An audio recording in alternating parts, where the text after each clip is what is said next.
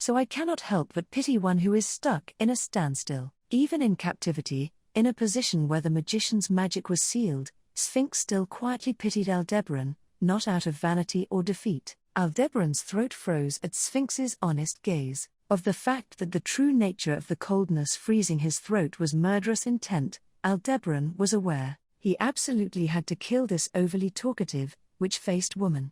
He absolutely had to choke the life out of her.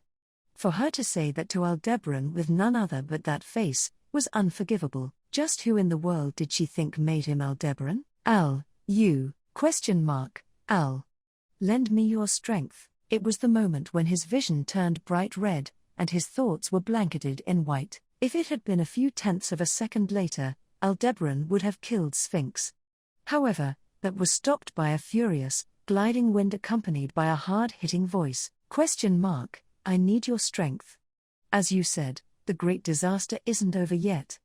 It's an all-out war. He landed right next to him, and then with an intense color on his face, he called out to Aldebaran. With two reliable people beside him, a long-haired magician and a dress-clad spirit, Natsuki Subaru, capable of searching for as many hands as he pleased in order to reach the light that Aldebaran could never reach no matter how far he reached out, did so. Al, even if you ask me to lend a hand. Subaru, shut the hell up. Al, becoming a mixture of all sorts of embarrassment, Aldebaran muttered so. What? Unconcerned with those inner thoughts of Aldebaran, Subaru thrust his fist out. Subaru, at the moment, I don't have time to sympathize with each and every person's troubles. That's why, right here and now let's switch gears and cooperate. You said it before. Al, me, before? Subaru, you said that you have expectations of me. I'll say the same thing back to you. Al, as Subaru yelled at him with a red face, Aldebaran caught his breath. At the same time, he was reminded of his interaction with Subaru when they were reunited here in the Wallachian Empire, when the latter was on the verge of losing his own meaning of existence in the fortress city of Garrel, when Subaru's foundation became unsteady after being rejected by the girl known as Rem. Aldebaran had encouraged him. Back then, what was it that Aldebaran had said to him? Subaru, the confidence and everything else you lost can only be regained through results. It's all the same as it's always been. Al, at the sound of Subaru's voice, the girl who held hands with him, and the long-haired girl who stood behind him, had eyes brimming with expectation. And so, Subaru, who gave strength to those around him, reached out to Aldebaran in the same way, offered him a hand, and spoke as if repaying him for that time. Subaru, come on, Al. Carry them with me, these heroic reveries. So he declared. The witch's plans, the ruination of the Wallachian Empire, and death, had come to fruition time and time again. Perhaps a painless death was the ideal way for things to end. Perhaps the arrival of demise in the midst of not knowing what had happened, was the only gentle way to save people from their fear of an end that would inevitably come. However, he thought thus, Subaru, no, my ideal ending would be to die peacefully, with Emilia, Biko, and my grandchildren by my side, so that's not it. Even if the great disaster were a last boss situation that brought about a painless and fearless end in order to save all human beings from sorrow and suffering, Subaru would resolutely reject it. When the ideal ending that he envisioned would arrive, the thought of Emilia and Beatrice, whom he would be leaving behind, brought pain to his heart like being stabbed with glass. Still, until he reached that situation, it was a problem that Subaru would need to suffer through and find a solution to. There was absolutely no way he could abandon himself to a sweet dream given to him by another. The whole thing was a hypothetical to begin with, and the premise was not valid since the goal of the great disaster was not a gentle end, but rather the destruction of the empire through a series of the most terrible measures imaginable. That was why there was no compromise in this battle other than to thwart the goals of the great disaster. Subaru, little by little, I'm starting to see it. At first, the world was stained white, and Subaru had no choice but to be swallowed up by the death that was thrust upon him, without knowing what had destroyed him or his companions. Moreover, Subaru returned just after Roswell held him and Beatrice on both sides, and Cecilus and Halibel had cut down the attacking Blight Dragon. After that, in less than a minute, the end would come. Subaru, the time frame was short, and much needed to be done. If Al had not told him that the witch was up to something, it would have taken him much longer to uncover it. It had probably saved him 5 or more return-by deaths. Still, more trial and error was necessary in order to ascertain what was occurring, and, through that trial and error, the most likely thing is that, the stone Muspel will be killed, I suppose. If our opponent has a comeback left to make, then that would be the most likely possibility. In fact, the collapse of the Empire's vast lands, it's possible that our opponent is preparing a trigger to bring about that great cataclysm. If it is Sphinx's conventional method, there could also be some kind of magic circle. For now, Groovy's gone lifted the curse of thorns, which was our biggest obstacle, so you wouldn't really think that there'd be anybody hiding away a curse that's even greater than that, right? Yes. According to Al-San, if Anya dies the whole empire will be destroyed, so this may have something to do with that. That means that there's a possibility that a large army will be sent to kill Anya. Will I finally get to do it again, slaying 1,000 people? You. Wow. You. Have you been safe, child? I heard that you took very good care of Tanza. If there is anything at all that I can do to help, please let me know. Schwartz Summer, I have a bad feeling. Is everyone in the battalion safe? Although young, thou hast pleasant eyes. Mine star seems to place trust in thee, albeit not as much as she places in mineself. If thou requireth anything, thou may speak. Captain. My amazing self's glad you're here, but it's too soon to gimme praise. It ain't over yet, right? Anything you say, I'll do it. Get lost.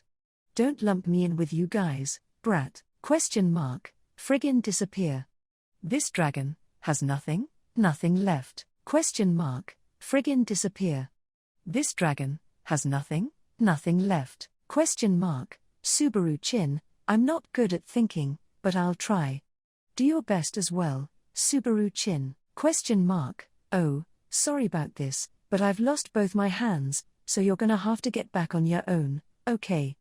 Looks like there's no way I can need your soul back to its original shape. Kaka. He was not some Superman who could solve everything by figuring it out on his own. A time frame that amounted to not even a minute, repeating it over and over again in exchange for his death. Subaru certainly moved to checkmate his enemy on the board they had constructed, one move at a time. The death of the stone, Muspel, a magic circle, the curse of thorns, Arakia's life, Spiker's star eating. He was glad that Yorna was safe, the war situation at the fortified city, the undead emperor who energetically boasted of his love. His Garfield was the best, the drunkard not worth talking about, the dragon he could not talk to, the dragonkin he could not talk to, doing his best, not wanting to be told things that would hamper his willpower to do his best, etc., etc.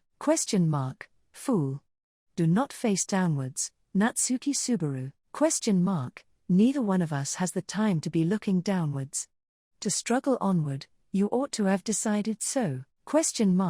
I have no intention of giving up. Just who do you take me for? How much self-respect was truly there behind those prideful words? He would not be so tactless as to try to peek behind the curtain like that. All right then.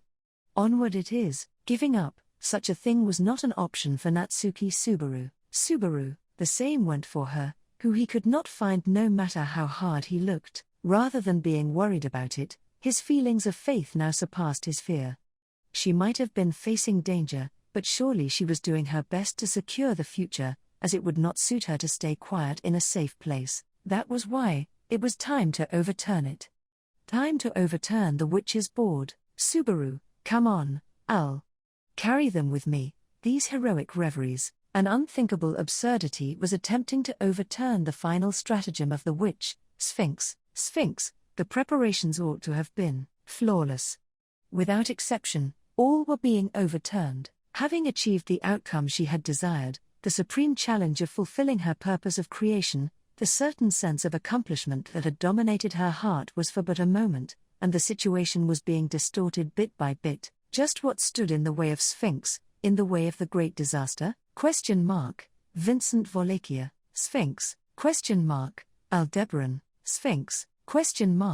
Natsuki Subaru, as if to close the distance towards Sphinx's mind, crimson lips spoke those names. Chosen as the great disaster, Sphinx had commenced a battle on which the survival of the empire was staked, and hot on her heels, overturning her plans entirely, was a deterring force attempting to rectify the alignment of the stars. Sphinx, from your perspective, how would you evaluate them? At Sphinx's question, the woman looked towards her with a metallic clank of her chains, the crimson eyes fixed upon Sphinx beyond the water mirror. Priscilla Bariel smiled at the question. Neither ridicule nor pity, it was a smile. If anybody who knew Priscilla were to have seen that, they would have likely been surprised. For within her smile, affection could be found, the affection harbored by Priscilla Bariel towards Sphinx. Sphinx, for what reason? Priscilla, do I make such an expression, you ask? Did you not just inquire regarding mine evaluations of those men? Just as one would expect from the witch of greed, your avarice extends to even answers. Sphinx, if you are going to mock me, Priscilla, you ought to be aware. Such is not the case. Bluntly told so, Sphinx was silenced by Priscilla's gaze. In her eyes and in her words, there was no longer any hue of mockery towards Sphinx. Then, just what was it that dwelt within those crimson eyes, that was eating away at Sphinx from inside her chest? It was a sensation unknown to her. This was different from the times when she was continuously spurred on by a sense of duty, that she must fulfill her purpose of creation. For Sphinx, it was an unbearable, inescapable impulse. Priscilla, remember this. That is what is known as yearning. Sphinx, yearn-ing. Priscilla, if you wish to procure something that lies beyond your own domain, you must endeavor for it, even if you must withstand the torment of being scorched by flame. There are some who do not desire that, but such a way of life is foolish. Sphinx, Priscilla, when scorched in flames, listen carefully to the pleas of your soul. In life, one must yearn. In love, one must drown.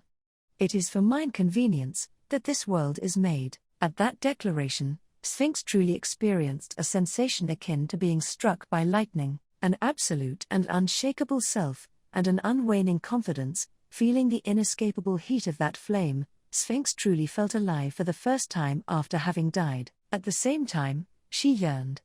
She yearned to emerge victorious against the flame-like woman before herself. Ergo, Sphinx, countermeasures, required no. Let us see if you can prevent this. Within the imperial capital, enclosed by star-shaped ramparts made up of 5 bastions, exactly inverse to those 5 bastions, a magic circle had been laid out in the form of a 5-pointed star. The Sphinxes, whose duty it was to activate it, while suspicious of the imperfect activation of the technique, were receiving its effects nevertheless. The effect of the magic circle, its target was the magic crystals of the defenseless Crystal Palace. Deconstructing the enormous mass of colorless mana, the witch, Sphinx, had plotted to take it into her own mana-drained soul, thereby gaining immense power. Now that she had succeeded in reproducing the soul of the Witch of Greed, Sphinx wielded the same power as her creator, who possessed knowledge of all kinds of magic.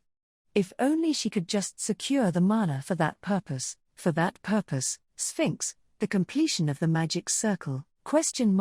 Unfortunately, His Excellency and boss have ordered me to come and prevent that. That instant, the surging glint of a sword forbade her from even responding, and lopped Sphinx's head clean off. Her white hair trimmed into a bob cut, Sphinx saw the figure of the young man who had killed her within her field of vision as it spun through the air. It was an exceedingly beautiful brandish, however, it was still lacking.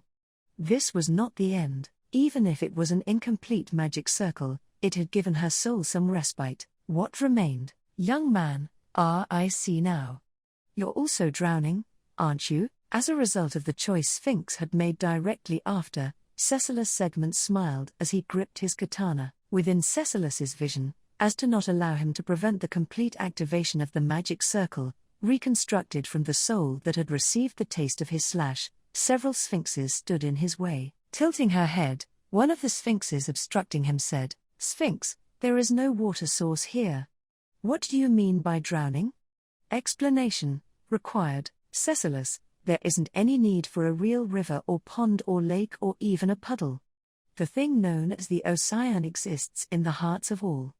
Those who deeply desire something, every one of us, everyone's drowning. At his way of putting it, Sphinx had still not straightened her head. But, without letting that bother him, Cecilus placed his hand on the hilt of his sheathed katana to ready himself, and gave his introduction. Cecilus, swordsman, Cecilus segment, Sphinx, witch of greed, Sphinx, before she could even realize, that had naturally spilled out of the Sphinx's mouths. At the same time that the blue lightning and the witch's techniques caused tremors throughout the imperial capital, similar fierce battles to prevent the activation of the magic circle broke out in 3 other locations.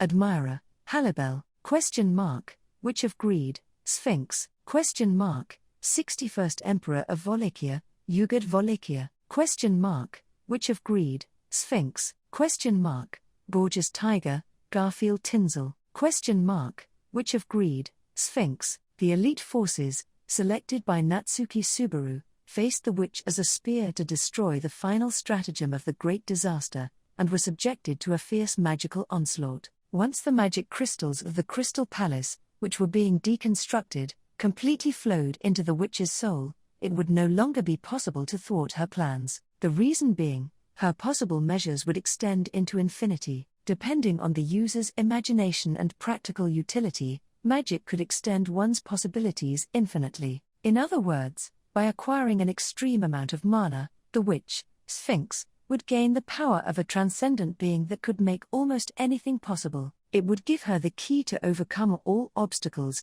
and to fulfill her desires. However, the truly terrifying thing about Sphinx was not her vision of attaining such mighty power. What was truly frightening was the meticulousness with which she was not focused on one single objective. Subaru, Biko, Roswell, Beatrice, Minya, Roswell, all Goa. A storm of purple arrows and flaming projectiles spread out around them with no escape, blowing away the undead who dared to advance. However, even after the vanguard troops were repelled, the undead who still continued to march in had come here with their sense of self completely destroyed, assailing as puppets that were following orders. In order to kill Arakia, stopping not only the magic circle, but also them was necessary for Subaru and his team's victory conditions. Subaru, Al, gotcha. Breaking through the encirclement, Al pounced on the undead, aiming for the girl's life, thrusting the earthen Tao, causing it to expand inside his opponent, and explode from within. He had not seen Al fight since Chaos Flame, but even looking at him again, he was too risky and harrowing. He was not a skilled combatant by any stretch of the imagination. Still, it was an all-out effort, with everyone taking on the challenge together, as best as they could. Subaru, 1 minute has passed. Having overcome the line that had been fatal until now, Subaru realized that the situation had progressed. Sphinx, the commander of the Great Disaster. To be honest, it was quite a shock for Subaru to see her look so much like Echidna, but it was Beatrice who kept his turmoil at bay. Beatrice remained calm and composed, even when she saw the witch, who had become an exact duplicate of her parent, Echidna. Beatrice, Subaru, that's not the same person as mother. In fact, Roswell, yes, that is right. Even if she resembles the Witch of Greed, Echidna, they are not alike in the slightest. Though, she is an exceedingly unpleasant opponent. For some reason, Roswell's words, which were just as convincing as Beatrice's, spurred Subaru forth, and he shifted his attention away from the uncanny appearance of the witch, and focused instead on discovering her intentions. First of all, the fact that the witch, who was supposed to have been burned by Abel's Yang sword, had changed her form and survived was in itself the ultimate counter to the Yang sword and star eating. That strategy also needed to be taken into consideration. However, right now, Subaru, if we can completely obstruct the activation of the magic circle, it was the moment when he had thought that. A massive water mirror was deployed in the sky of the imperial capital, and an image was being projected onto the screen. The fortified city of Gartla, driven into a moment of desperation, was about to be obliterated by a falling star. Medium, Abel Chin, wearing an expression of altered complexion, Medium called out to Vincent with an urgent voice. Embracing Madeline in one arm, she pointed to the sky with a barbarian's sword in the other. There was a huge distortion of light that seemed to cover the sky of the imperial capital, and Vincent immediately understood that it was a thinly spread mass of water. For a moment, he was wary that it was the next attack prepared by the witch, but he became convinced when the water's rippling surface reflected a scene from somewhere else immediately afterward. As expected, that was an attack of the witch. However, it was not a straightforward attack that caused significant injury to the human body, but rather an attack that penetrated the spirit by confronting it with an inescapable reality, in a form such that none could take their eyes off of it. Reflected in the water mirror of the sky was the fortified city, surrounded by the great army of the undead. Having attracted the hosts of undead, the fortress of the Sword Wolves was where a battle on which the survival of the Empire was staked, much like the one Vincent and the others were engaged in, was unfolding, and from its skies, it was clear that the radiance of a star was raining down. This was the beautiful divine judgment of destruction that had also attempted to bring ruin upon the imperial capital. If that was to fall upon the fortified city, the walls and fortress would crumble, and most of those encamped within would die. That would mean the destruction of the empire, which would not be able to be rebuilt even if the operation in the imperial capital succeeded. Starlight over the imperial capital, the fire of obliteration, the overload of the magic core, and the magic circle targeting the crystal palace. The witch's successive artifices were to destroy not only the imperial capital, but also the entire empire. The wise man was the one who would strike the true fatal blow, never letting it be perceived. That was why, Vincent, our greatest fears have been borne out. Natsuki Subaru. Indeed, it happened right after Vincent spoke. A fire of obliteration smashed through the water mirror of the ether as it opened a hole in the sky, perforating directly towards the north of the imperial capital. The authentic trump card of Natsuki Subaru and Beatrice, the magic crystal cannon's fire of obliteration, sent into another space by Al-Shamak, was returned to this space by a subsequent Al-Shamak, shooting down the starlight that was supposed to mark the demise of the fortified city. With the assistance of Cecilus and Halibel, that trump card did not have to be used to slay the Blight Dragon, and instead, it was used to defeat the final measure prepared by the witch to perturb them. Subaru, HK. Subaru felt dizzy from the intense feeling of exhaustion, and his nose began to bleed as he was bathed in a multitude of water drops from the shattered water mirror, which rained upon the imperial capital like a passing drizzle. It was the backlash from Beatrice's endless display of seriousness over the past few hours. Beatrice's adorableness might have been priceless, but there was a heavy cost to pay for her abilities. There was a limit as to how much of that burden could be shared with the Pleiades battalion. Subaru involuntarily dropped to one knee as his limits emerged before him. Beatrice, Subaru. He was supported by the shouting Beatrice, however, he could not speak, even though he wanted to reassure her. Beatrice tried to stop the unending, dripping nosebleed with the sleeve of her dress. He did not want her beautiful outfit to become stained, but he could not lift his arms. Subaru, not yet, not yet. He could not afford to come to a standstill here. There was still a duty he had to fulfill, a plot that still needed to be thwarted. This was an all-out war, and it was none other than Subaru who had made that decision. For Subaru to be the first to run out of steam, there was no way such a ridiculous story could exist. That was why? Subaru, huh? Beatrice, Subaru. You shouldn't force yourself, in fact. Even if just for a moment, rest. Beatrice hurriedly tried to admonish Subaru, who had suddenly let out a breath. What? Beatrice's words stopped mid-sentence. Because, Subaru stood up suddenly, on the spot. Beatrice's round eyes widened, and she looked at Subaru as he stood up. As she met his gaze, Subaru looked down at his hands, bewildered. The sense of lethargy that had gripped Subaru's entire body until just before had disappeared without a trace. No, it was not that the feeling of exhaustion had vanished. Rather, it was the opposite. Subaru, strength is surging up within me? Subaru was dumbfounded, and just as he said this, his whole body was filled with energy. It was a similar feeling to that of being united with the other members of the Pleiades battalion, having even the strength of one's body and mind intensely heightened, a feeling of omnipotence, of being enveloped by a great flame. And then, for what reason this had occurred, was something Subaru immediately understood. The shattered water mirror in the sky, and the fire of obliteration that pierced the radiance of the distant star, drawing a band of light. In the sky of the imperial capital where those two had reigned supreme, a new light was birthed. It was tiny in comparison to the light of the star, and even small in comparison to the fire of obliteration, but in terms of its brilliance, not only was it equal to them, it overwhelmed them with its blaze. Falling from the heavenly skies, adorned in a dress the color of blood, was a woman akin to flame. It is a great deed. Even as the water mirror had tried to project despair, everyone had looked up to the sky. However, through an even higher intensity than that, it attracted the eyes of all present in the imperial capital to the sky, and set their souls ablaze. She was descending. A female sword wolf, with fluttering orange hair, and blazing crimson eyes. No superfluous words are necessary. You may call upon mine name. Holding the treasured sword of crimson in her hand, the princess, as if the sun itself, descended upon the city in its plight as one of those who gazed upward towards her. Subaru unconsciously abided by her wishes, that was to say, Subaru, Priscilla. Indeed, he invoked her name as she descended, with a flame ablaze in his right eye, as one of the people receiving the blessing of the sun, he called out her name.